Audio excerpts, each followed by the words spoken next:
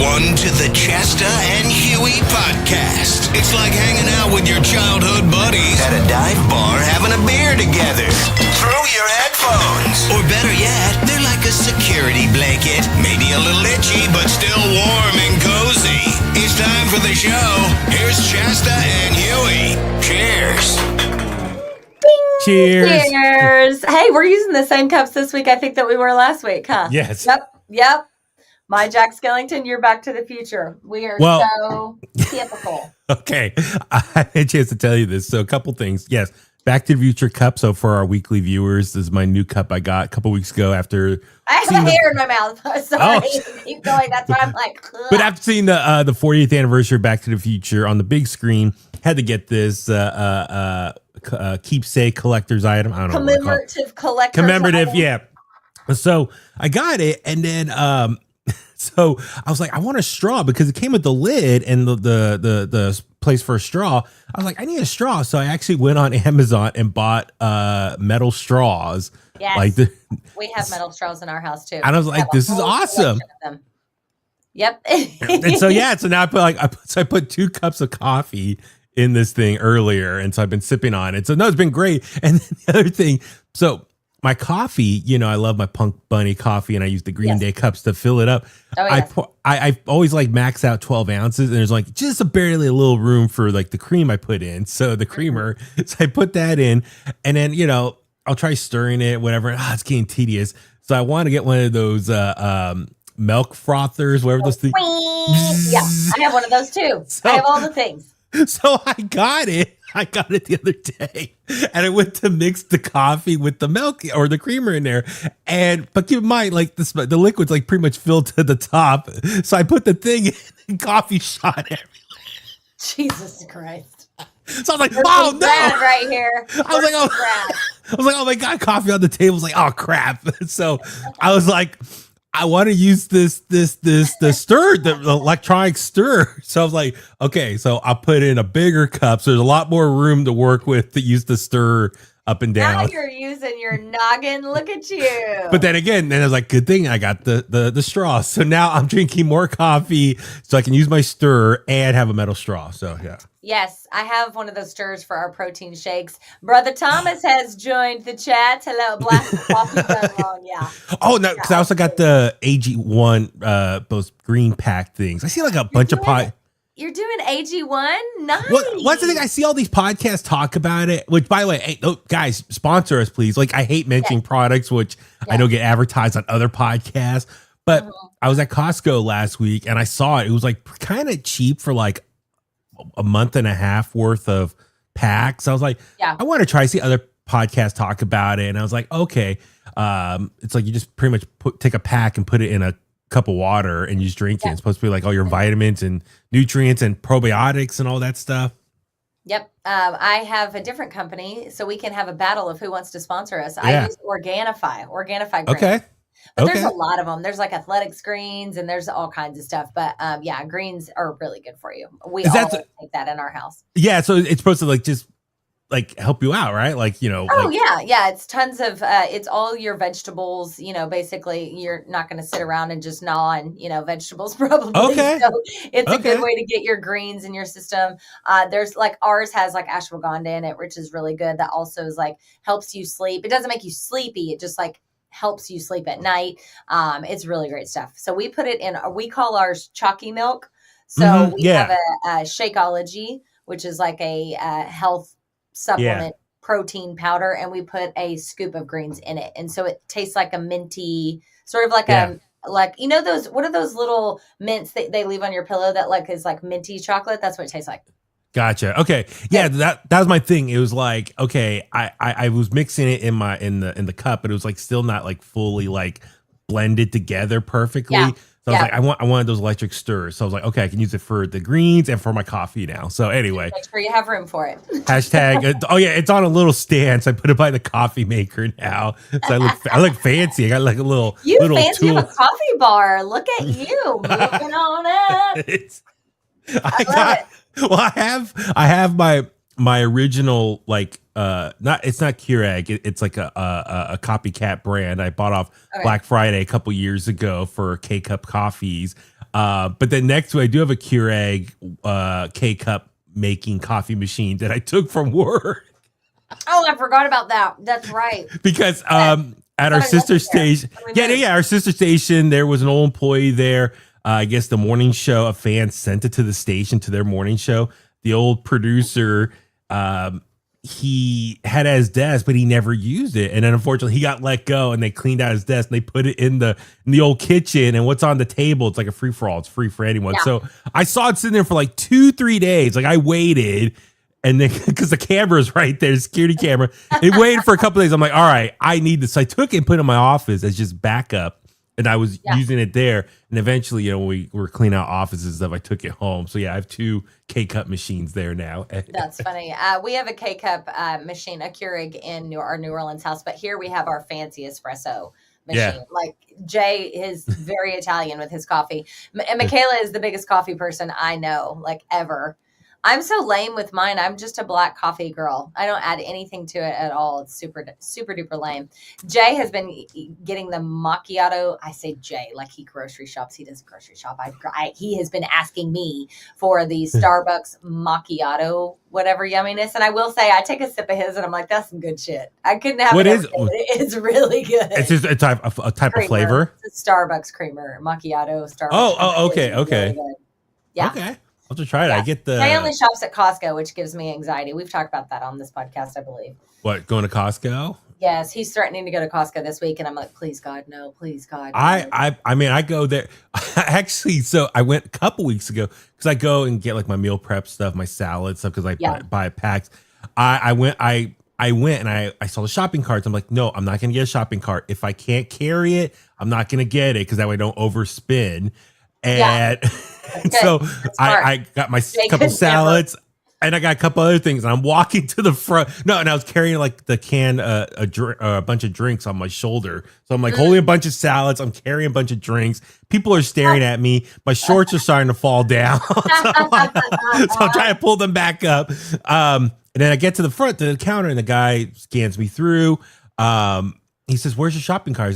I didn't get one. I carried everything because I didn't want to overspend. It's like, if I can't carry it, I'm not going to buy it. So I only my bare essentials that I needed. So, and of course I had to walk all the way to the car. I'm like, damn it, a cart would have been nice here for this walking back to the parking lot. So yeah, you didn't think that one fully through. You're 0 for 2 now with your little coffee mixer and Costco. You're not thinking things all the way through. I mean, that could be a walking reality show. Really, just some of my own thinking, stuff like that. Definitely are. Yeah. No question about that. Real quick, Thomas lives with a literal barista. Ashley, I didn't know, used to work at her mom's coffee shop. Oh, that's handy. That's super handy if you want some fancy coffees. Michaela loves Costco. I'll go for you. No, that's the thing. I don't like buying in bulk because I don't like a lot of shit in my house. That's the problem. It's nothing against Costco. Costco has great deals. I just get really overwhelmed. I have like childhood trauma related to this. You sound like Tommy. Tommy hates like overbuying stuff. Like he hates when the fridge is like way too stuffed with everything because he's worried that things are going to go bad. Eventually he's like, let's just get what we need and like get through the week. And then I tell him though, it's like, okay, we're running low and stuff. Time to go to the grocery store. He's like, oh, I don't want to go. I'm like, you got to go because there's nothing in the fridge now or the cabinets. Yep. Like I respect him wanting to be a minimalist and keep it to a minimum and like not overbuy and like things rot or grow old or whatever, but expiration dates. But still, it's like that means we got to go to the grocery store more often then or Costco. But for me, like I said, I go to Costco and like I walk through there and God, shout out Costco though. Like I wish they would sponsor. They do have a lot of great like packaged food items and like, the pre-made food items like dinners or lunches. Like, I'm like, there's so much I would buy, but then like I would gain a bunch of weight back. I gotta pace myself. With that. Mm-hmm. Yeah. Thomas said he would pay to see Jay in a Costco. It's Thomas. People don't understand. Costco is Jay's happy place. I'm convinced he skips down the aisles. He loves this. He is let me explain. He's very Italian. And Jay loves nothing more and I appreciate this about him, than to provide for his family. He loves to be the like hunter gatherer. He's going to go out, he's going to find the food, he's going to bring it home, and he's going to ta-da. Like he is just that guy. So when he comes home with a truck full of shit from Costco, he feels like that's like his cup is filled. I have done this for my family, and I appreciate that. But I am like Tommy. I cannot stand food waste. And my other issue is whenever I was growing up, I don't like to use the word poor because like I just don't like to. Yeah. We had a hard time making ends meet. I'll say that. Yeah, and so absolutely. We were on some government assistance, and my grandmother had a whole in her back sunroom had a whole like closet full of government food, like beans, like Kansas just said, like beans, right? And she would hoard because she was a depression baby. So she would hoard every piece of food she could get because she was always afraid of running out. And so like that anxiety, that food anxiety and food trauma from her got passed to me. And now I can't stand it. I'm like, I don't want a bunch of stuff in my house. I just want what we need, and I'll go get what we need. So it's like a deep-seated thing with us. I get it. Real. I get you. Jay and I are on opposite ends of that spectrum. I get it, but I also had friends growing up. Their parents would go to a fast food place like a McDonald's or something, and like load up on mustard and ketchup packets, and then squeeze those into like their pre-existing bottles in the fridge or something. You know what I mean? And then that way. It would just, that would not have to go to a grocery store and buy more mustard, more ketchup, other condiments. They would just get from the fast food place and just keep refilling their existing bottles. So I get it. Yep. That's exactly how we were. All of those things. It's so frustrating. It's like, I don't know, but it's Jay and I have gotten in literal fights because he'll bring so much shit home. We can't fit it in the fridge or the freezer. I literally give up. I'm like, you fix it. I don't know what. Well, that's happened to me because I'll buy a bunch of stuff and I throw it in the fridge, and then Tommy comes home and does Tetris and try to rearrange everything. Tommy and I are the same people. That's so funny. Like everything you're saying, that is what I deal with Tommy. So I'm Jay, and then you're like Tommy. Like literally. That's so funny. I mean, and like I respect that because you need that because you don't want to like overabundance, overspend on stuff. And like, no, just get the bare minimum. Like, okay, what do we want to make this week for dinner? Let's get these ingredients for these next few days, and then whatever snacks, whatever, fill up the cabinets, and then we're good. And then let that go to, eat and clean out the fridge and then reload again. That's one thing I'm jealous about in Europe. Like they have like in Italy, let's take Italy. They literally have like a farmer's market down the street, and you can walk down every couple of days and get your fresh pasta and your fresh veggies and your fresh bread and all that stuff. And like that's what you do. And it's all good. It's all natural. It's all from like farmers that Oh, that would be a dream. Okay, let me ask you this. Jay, when he goes, does he get the food samples and does he get like a hot dog and all the other? He doesn't do any of that. Nope. Really? Wow, he's got some buy everything discipline there. Yeah. But you know what? He always rubs it in. If I'm like, do we have any more like green tea or something? He'll be like, ha ha! And he'll come in the garage. He so proudly gets like a something that he hid that I didn't know was there. And he'd be like, see, it comes in handy. Yeah, it's a whole thing in our house. Because that's the thing. I gotta give myself credit. Like I've been disciplined. Like in the past, I would go to Costco. Get a hot dog, get a chicken bake, get the big pizza or the double chunk chocolate cookies. But like all those, and they're all like reasonably priced and cheap, especially the hot dogs, $1.50 for hot dog and a drink combo. Like it's amazing. So, but it's like I can't eat that stuff right now. I'm on my diet. Gotta be focused. No, you're doing really good. Really good. Thank you. That's why I go in, get my stuff, and get out. Like I'm in Costco for no more than 20 minutes, like as far as walking in, get my stuff, wait in line, check out, leave. Like I try to be quick in and out. So yeah. All right, we'll catch up on the comments before we get into our topic here. So Michaela says, I'm Huey. I will get a hot dog. That's funny. Most people don't know about this. Jay is actually a very healthy person. Like until nighttime, he gets snacky. He's like a little mouse in the kitchen. You can hear him like getting into like the peanuts and stuff like that. He has a last minute peanut butter kind of craving, but other than that, he's very healthy. I've been doing that too. I've been eating scoops of peanut butter too. Like I know that's kind of like your breakfast every day. Well, every day. So normally we get Skippies. We're a Skippy household. Started in Alameda. We love Skippies, but just randomly, my brother was like, "Hey, check out this other peanut butter company. It's called Velvet Peanut Butter. They're from Detroit." and they're on Amazon, but he's like, he wanted me to try it. They have like an old school, like really old school logo. It's on Amazon. I tried it. It's really good. It's not as sweet as Skippy's, but it's still really good. So I have some of that right now. Then.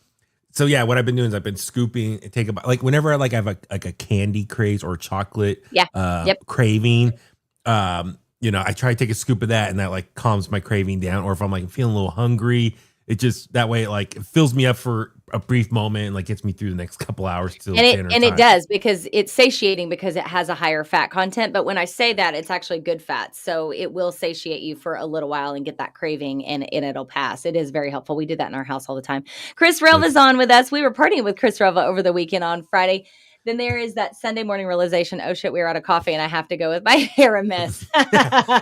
We are never out of coffee in this house. That is like our number one, because I'm very particular about my coffee. So I actually always have my coffee on standby. I also need adult supervision at Costco. None of you can be trusted in Costco's, apparently. Thomas, what about that Joe Walsh auction? What was that about? Do we know anything is there about an that? auction? I don't know. I don't know. Okay, so you had a topic that you just found that I have not seen anything about. It's text messaging. Oh, do you want to talk about retro junkie real quick? Retro junkie, yes. Sorry. Oh, we don't have to. Oh no, we do. We absolutely do, because Huey and I went on an adventure being adults. The whole thing was because we were trying to be responsible adults. Real talk. Yeah. I mean, that's the thing. So yeah, it was my birthday Friday. Thank you for everything you did, and Jay and everyone else that came out. But yeah, it was just honestly what happened was back in August at the Wayne from Hatebreed benefit at Vinny's in Concord. I saw Craig, our buddy Craig from the Butlers. And I said, when the Butlers playing again? Because at that point, it's been like a year and a half. He said, actually, we're getting back together November 14th at Retro Junkie, Walnut Creek. And I was like, what? That's my birthday. He's like, oh, come on out. I was like, yeah, let's make it a birthday party. And then I kind of forgot about it. And, September went by, and in October, they started promoting it. I was like, oh, yeah, that's going on. And I'm bad at planning for myself. So I was like, okay. That's like a built-in show, audience, whatever, venue. So it's like, I can just show up and make that into a birthday party. So it's like easy peasy, lemon squeezy. So we decided to go out there, and it was just fun. But yes, as you said, we're trying to be responsible adults here. We can't be hypocrites to the past do not drink and drive shows and exactly what those messages were and what they represent. So yeah, we took Bart out there to Retro Junkie. Well, we knew we were going to party because Enrique, so our dear friend Enrique, who owns Retro Junkie, he's always so sweet to us, and we love that place for a million reasons. It's so cool. So he reserved a table for us, the Scarface table, and so he was like, I'll put you guys in the corner, and we were like, okay, great. So it's a great location right next to the stage. So we knew we were going to be partying. So I was like, okay, so how do we want to do this? None of us should drive. So how are we going to figure this out? And you and I were like, let's go on Bart, which I haven't done in a very long time. So I figured it all out. So basically, I took Bart from my side of the bay over to Oakland, and you and I met up at Bart 12th Street, right? Was it 12th Street? No, it was West Oakland. It was West Oakland. Yeah. And we meet up there, and then we go to Walnut Creek, and then literally, if you're going to Retro Junkie, listen up. This is so freaking cool. You get off of Bart in a 5-minute walk. You're at Retro Junkie. Like you literally walk off of Bart and follow this little trail right to the front door. It's the craziest thing. You walk out through the main area, go straight till you see Target, and then make a left on was at North Main Street. Go down a few blocks, and you're right there. So it's really, really nice and easy, convenient. Yeah, so it's really cool. So yeah, I saw you saw while you were coming over to the East Bay, you had some like dancers on stage. Oh my God, it was so cool. This guy, oh crap, let me look up on my Venmo what his name was. I'll give him a shout out. So I'm in the city. I'm around like the Mission stops in San Francisco, right? And this guy gets on and he starts talking. He has a speaker and he starts yelling. And I'm like, oh, here we go. What's about to happen? Because you just never know, right? You never know. And so he's like, I'm going to dance for y'all. And he gives this whole spiel about arts, which I fully believe in. And I'm like, okay, I'm signed up for this. Me and one other dude sitting right beside me, we were all in. We were like, yes, bro. Like he was doing backflips, cartwheels on a moving train. Like, and he was double jointed. So he was doing all the like crazy stuff like that, like I can do that. But anyways, so me and the guy sitting right next to me, he leaned over and he goes, I'm an artist, so I appreciate this. And I go, I'm not an artist, but I still appreciate it. And so we gave him money on Venmo. But the guy really good. You know what? I love this stuff. This is exactly what makes the Bay so cool. Like things like that. You're like, man, that's really rad. No, you're right, because like that area, I mean, just one shout out to when I got on BART. I'm with you. Like I've been on Zimmy Pretzel is his name. Okay. Zimmy Pretzel. Okay, go ahead. Because he moves like a pretzel. Like bending his body. Okay. Well, that's the thing. Like I don't ride BART that much either. I'm used to just driving wherever I go, and so it's been a minute since I've been on there. But I gotta admit, they were nice and clean. The BART trains, the one we were on, was nice and clean, and it was a good crowd in there in the area. And I know like. It's interesting seeing West Oakland, because West Oakland, it's the last East Bay stop before you go into San Francisco, or it's the first stop coming from San Francisco to the East Bay. So that BART station is very busy. It's a hub. People like coming to and from work or going to events in San Francisco or vice versa. It was happening like when we jumped on there. But it was just great. Like it was just cool. Like I was like, I need to ride BART more often. I always hesitant, but I had to figure out the Clipper card thing. I had the Clipper card in my wallet from the past, but it just sits there. I don't use it. I was like trying to figure out how to add money to it, and then like rushing because we knew we had a time train to get on, to get on the train. But anyway, so when we finally got to East Bay to Walnut Creek, it was just how easy it was to walk in. But unbelievable. But no, awesome night. The White Snake tribute band that kicked off the show, they were awesome.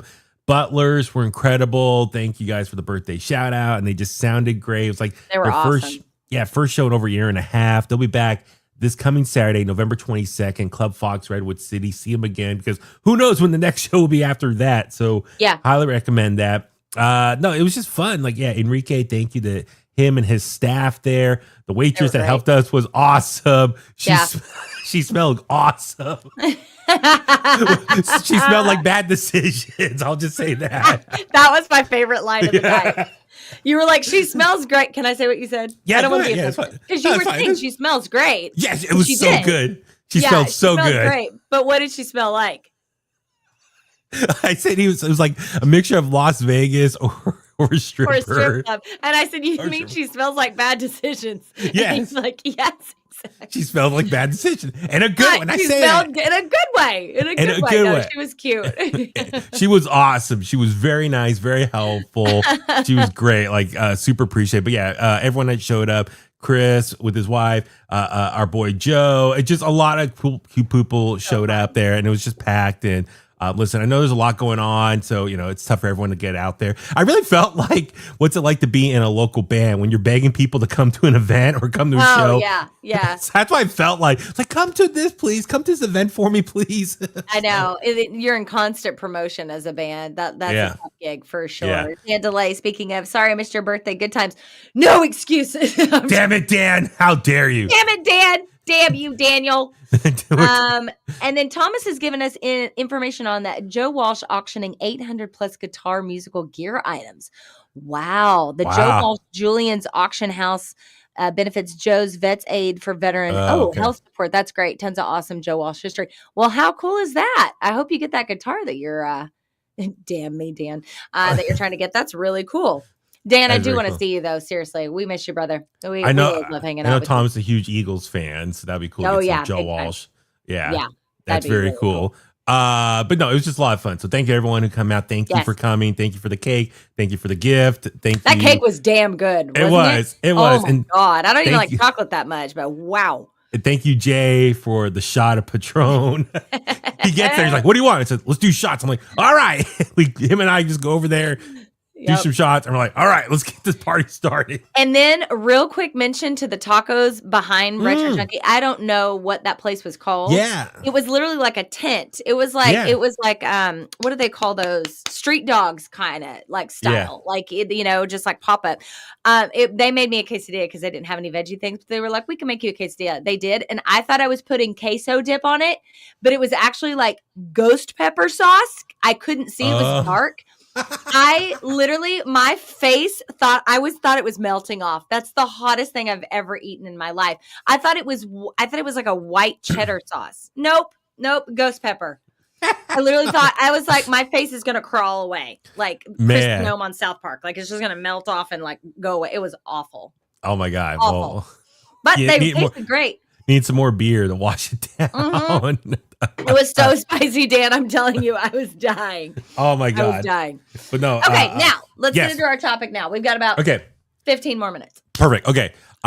So listen, at Retro Junkie, hey, it was awesome. There was a lot of beautiful ladies out there. There were ladies. Man, you were ladies coming up all over you all night long. Like, hey, happy birthday. So that's the thing. Fellas, I realize, it's the holiday season. I'm sure a lot of single ladies are looking for a special someone to take to their holiday parties or events, or even looking to New Year's or sometime next year. I'm sure there's a lot of women looking to date and stuff. So I found this really cool study. These are texting tips that can improve your dating life, which, hey, I think that's the great thing about this podcast. We do our best to spread the love and help people out in times of need, especially with dating. Because that's one thing I've learned is I don't think everyone's an expert when it comes to dating, obviously. So anytime you can get some help, I think it's really good part of just your confidence, but also self-help. I think that's really important and value there. So definitely. So this new survey, it's from a dating app called Hilly, Hilly, which I need to look into. I was like, what is this? So messaging habits and preferences for young singles across the country. So I'm going to read through this list real quick. And just, take note, guys, if you're listening, or gals. I mean, I guess it works both ways.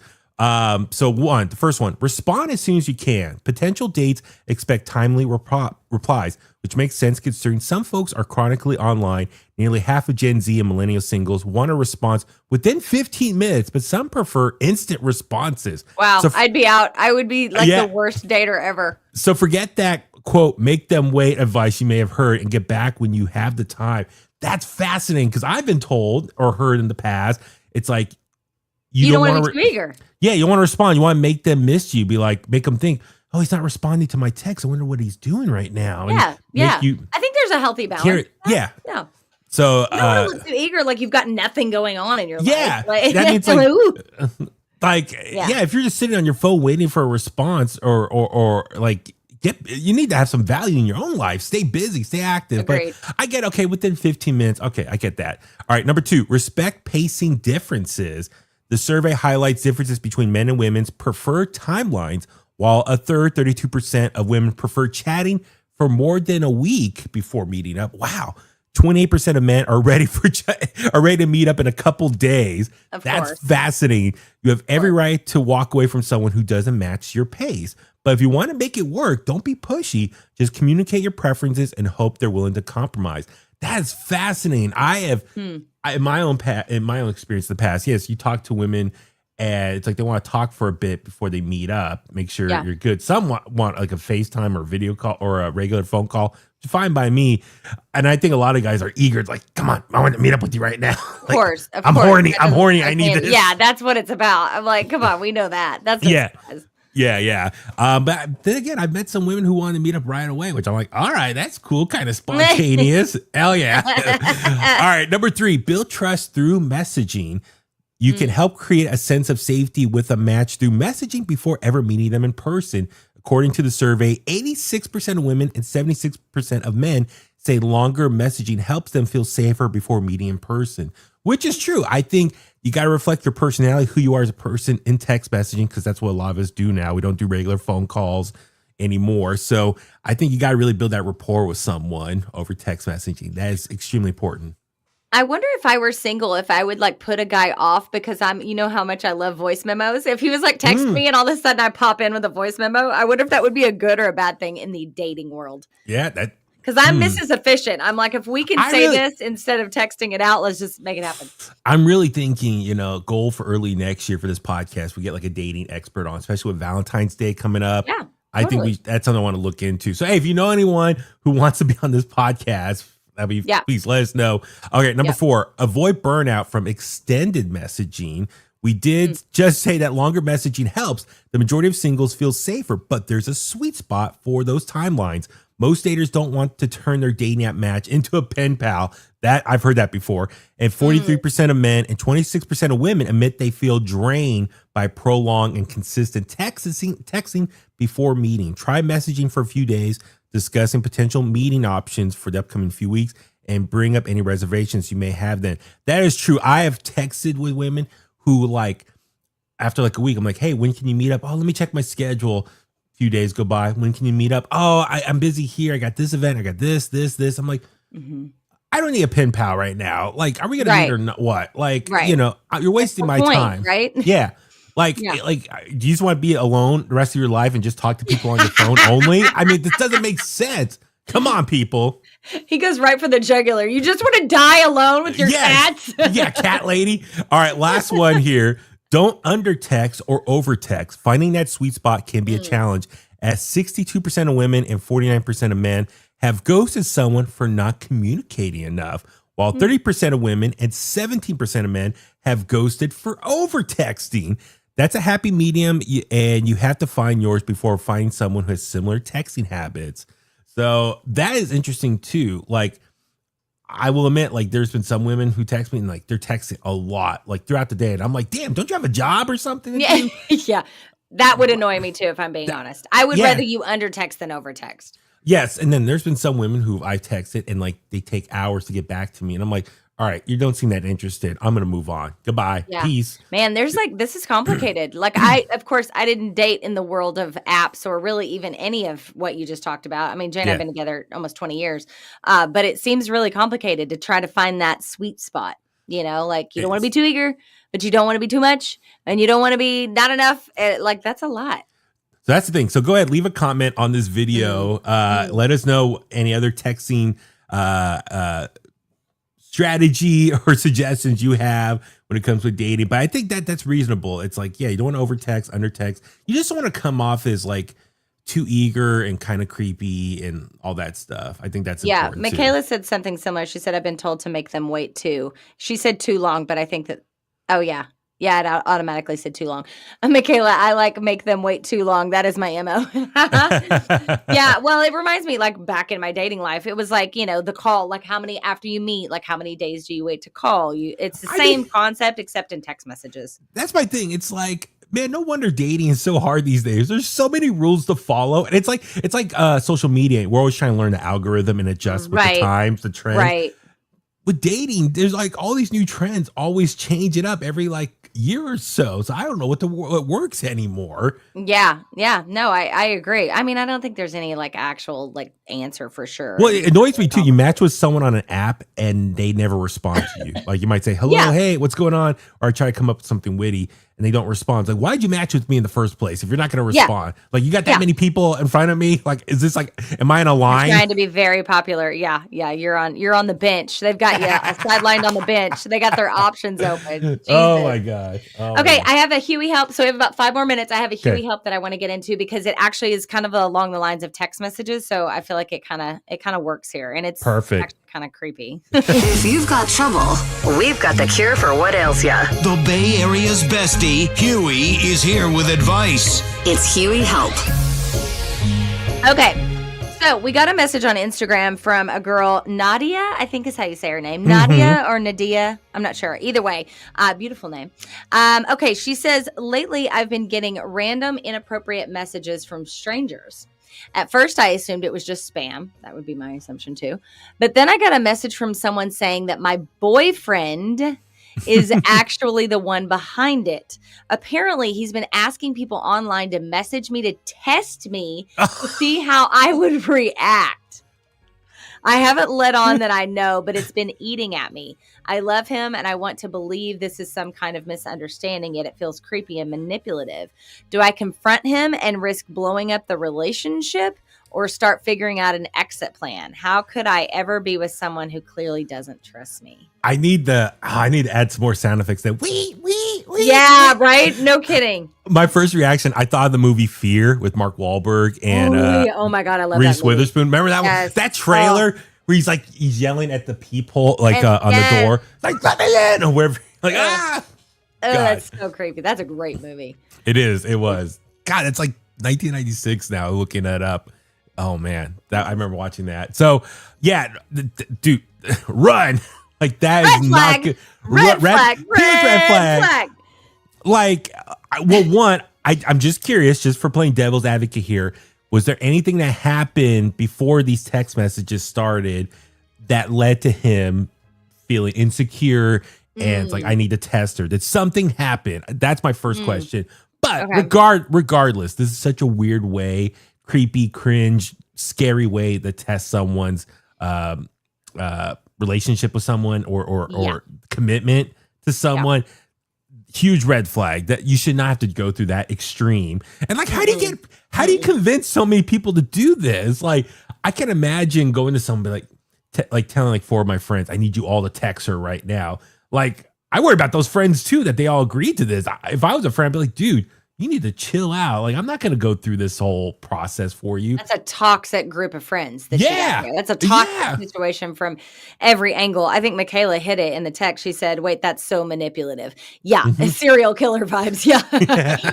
It is. It's extremely manipulative. First of all, they obviously don't trust you. So that's a red flag in its own right. But secondly, they're lying to you now, right? In a different kind of way. It's not a direct lie, but they have manipulated a situation to be, not trustworthy, and they're creating this whole dynamic with other people, also involving other people in your business. Yeah. Like, ew, I don't like that at all. Like, I'm a private person about stuff like that. Like, I'm very public we're public facing world. This is what we do. But like, I only share stupid, silly shit about my relationship. Like, if I'm like bagging on Jay, it's for something dumb, like going to Costco and being a hoarder. It's never going to be like, oh, we had a serious fight and this is what, like, I don't air our dirty laundry, and that puts me off if they involved all these people. Exactly. Like, just if you're insecure about your relationship, like, confront the person, talk to them, communicate like, hey, I feel like you're not being faithful. This is why. But to go to that extreme of like hiring friends or whoever to text them, like stranger, like, well, that's the thing. It's like, how do you not know their numbers? I like too. Like, so like, are they using burner accounts? But I don't know. That's an interesting one. The more you break this down, it gets very convoluted. Layered. Yeah. Like, that's scary. That's such a narcissist move to like test someone's loyalty like that and go to extremes. Like, that is a huge red flag. Like, I don't know how you recover from that. Like, that's, I agree. Get away from this person, break it off, change your numbers. Yeah. Run. I don't think there's a redeeming quality there. Thomas said it really well. The dude is creating a problem that isn't there because he has no trust or self-respect. Yep. Well said, Brother Thomas. Absolutely. That is nothing but a gigantic red flag. Nadia, I'm really sorry that's happening to you, but I think when you're recognizing that something like this manipulative and this like complicated, like he's made this whole group of people like do this to you, you found out early, and I think you dodged a bullet. Yeah, a team going after you now. Like, that is scary. Ew. Oh God. Now all these people think you're the unfaithful person just because their insecure friend is making them do all this stuff. Like, this is just bad all around. Now you can't even go to like Friendsgiving or anything now because they'd be like, this person's not trustworthy. Like, can't even go to Friendsgiving. I mean, real talk. No, it's true. It's created a whole dynamic and a whole friendship group.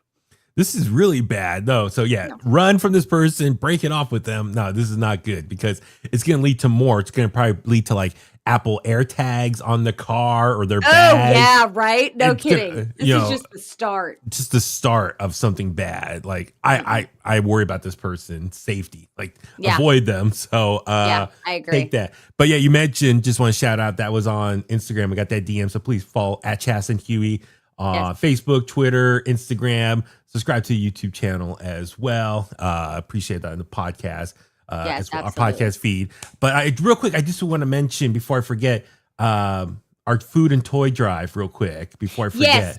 Yes, I actually just talked about this on the air. I'm really proud. And shout out to Mari and John for organizing this so beautifully, because it's been kind of a heavy lift in finding all of the active food donation locations. So it's going to be resource centers, food banks, things like that. We're asking our boneheads to just drop off some food. It doesn't have to be a lot. If it's 1 can of beans, I promise you it adds up. So please. And then also toy donation locations. So we have it in like categories of like South Bay, East Bay, San Francisco Peninsula kind of areas. So go check it out and donate a toy or a can of food, anything you can. But the whole list is there for you at 1077thebone.com. Very proud of that. And we're adding to it as we go. So North Bay people, that's been a little bit harder to find. So North Bay people, come through, let us know where these are, and we'll add them to the list. like you said, 1077thebone.com/holiday drive. Want to shout out Alameda, all those locations that popped up. I know. Alameda coming in hot. I was like, yes, this is impressive. The fire stations here, 2 of the fire stations. All right. No,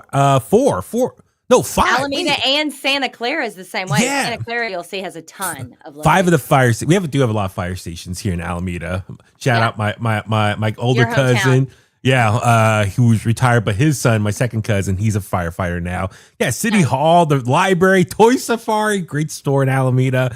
All these locations, awesome. So very cool go stuff check them there. out. I love that we're doing that collectively. And I just want to shout out Thomas, State Line Empire. Don't they have a show? Bottom of the Hill. December 13th. Bottom of the Hill. Yep. December 13th, Saturday night. That lineup, by the way, is out of control. It's going to be so good. It's Burn River Burn is getting back together. And I don't want to say it's for the last time, but I think it is, isn't it? And Cold Shoulder as well. Yeah. And I think both of them are it's kind of a one and done. So, a really cool opportunity to see Cold Shoulder, Burn River Burn, and State Line Empire all together. That's going to be an awesome show. And at Bottom of the Hill, we love to go there. So very cool. Absolutely. All right, I got to go get my Eagles qualifier. Excuse me. Thank you guys for being here. Mwah, we love you all. Thank you guys. Nadia, run to the hills like Iron Maiden